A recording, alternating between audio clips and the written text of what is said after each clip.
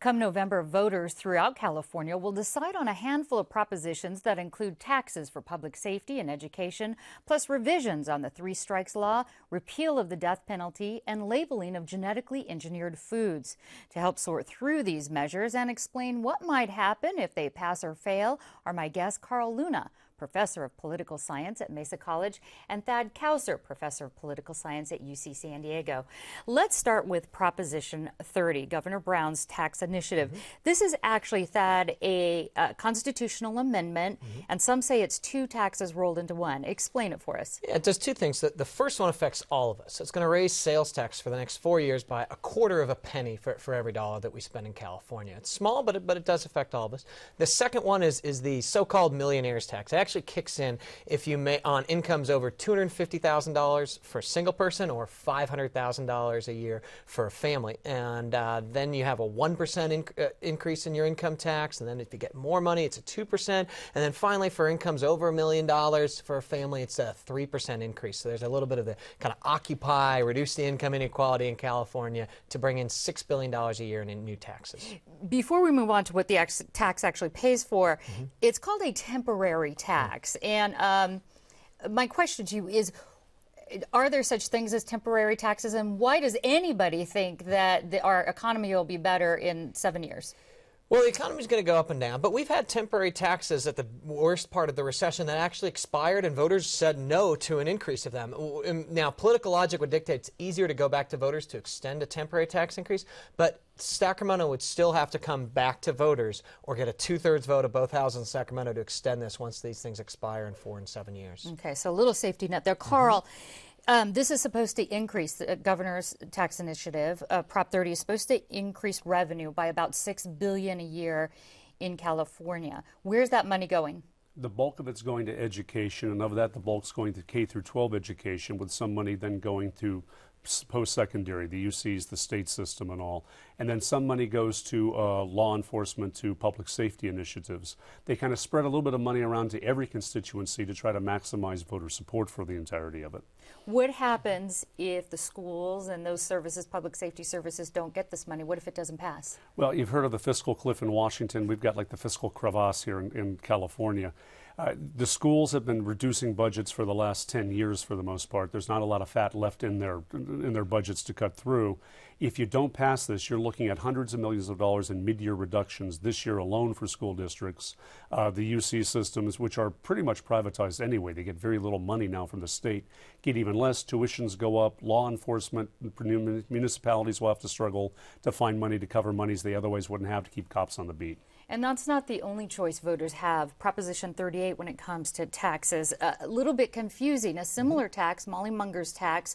Thad, tell us about how it differs from the governor's tax initiative. Well, this tax is bigger. It's $10 billion instead of $6 billion a year. It's spread more widely, so everyone pays more income tax under the Molly Munger proposal, Prop 38, with the idea that, we all enjoy the schools, we should all pay for them.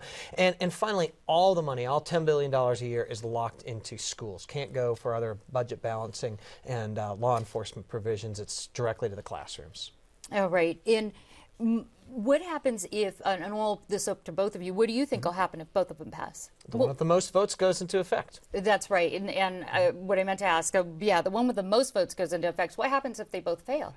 If they both fail, then the state will be scrambling, municipalities will be scrambling for money, and you'll feel pain this year and probably even more pain next year in terms of reduced services and reduced programs in the schools and teacher layoffs. Okay, let's go back to public safety. Proposition 36, another proposition on the ballot, asks voters to revise the repeat offenders or the three strikes law. Thad, why is this on the ballot, do you think, right now? Well, this ballot measure is written with dollars and cents in mind and trying to make an economic appeal to voters and trying to capture the budget crisis we have as the reason for making an amendment that opponents of three strikes have wanted to make since day one, since it was first passed in the 90s, which is to say that that last strike that puts you away for 25 years to life has to be a serious or violent felony. It has to be something, not just a property crime or a drug crime, which is now more than half of the third strikers are put away for a third strike, which is not a serious or violent felony. So although they've committed a serious or violent felony in the past. So it could strengthen the three strikes law. But my question for Carl, do you think this is financially motivated more than trying to change the law? It's a combination of both. The federal government has put a gun to the head of California to drop down its prison populations. The state can't afford as much as it's been spending on prisons to begin with. The idea of the three strikes revision would be to go to people that are in prison, have a chance to sort through some of the people that mentioned maybe shouldn't be in for a long-term sentence, and get them released out, change the number that are going in, and thereby achieve a social justice good and a fiscal good. The downside, law and order proponents say, better to get a guy with a third strike before he goes back out to be a recidivist and send crime rates up. Now, crime rates are almost at historical lows or at them, so the voters may not be feeling as fearful, and that may be one of the reasons why you picked this as a time to do this measure. Carl, it's also related to Prop 34, another state proposition which seeks to repeal the death penalty. Do you think for similar reasons? Yeah, the repeal of the death penalty is presented on a fiscal argument, and it is true. You pay a premium to execute. A lot of people think that it's cheaper to execute than not. You'd save $110 million or more dollars a year if you simply incarcerate for life. That being said, it's also a social justice issue. You don't put a price tag on justice. A large portion of the population supports the death penalty, and that being the case, the polls I've seen shows this one trailing. 725 death row inmates in California. Would this be retroactive if it passes? Yes, it would. It would convert all those sentences to life without possibility of parole. Okay. We don't have a whole lot of time left, so I want to get to State Proposition 37, which requires labeling of genetically engineered food or genetically modified food. Thad, let's start with you. What would have to change on the labels?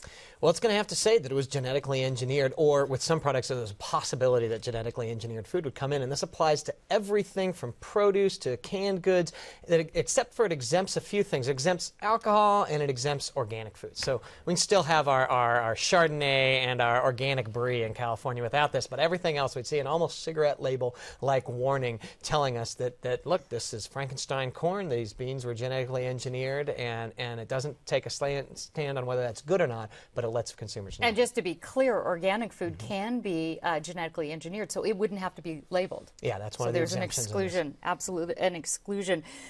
Carl, who's going to pay for this? Oh, we all are. I mean, there's going to be a few million for the state to implement this. The producers argue it's going to increase food costs. Not a lot, but you have to relabel everything. But the bigger impact is going to be that people see that label and they will simply assume it's something like a tobacco label. It makes the food seem less attractive, and they may want to move to another alternative.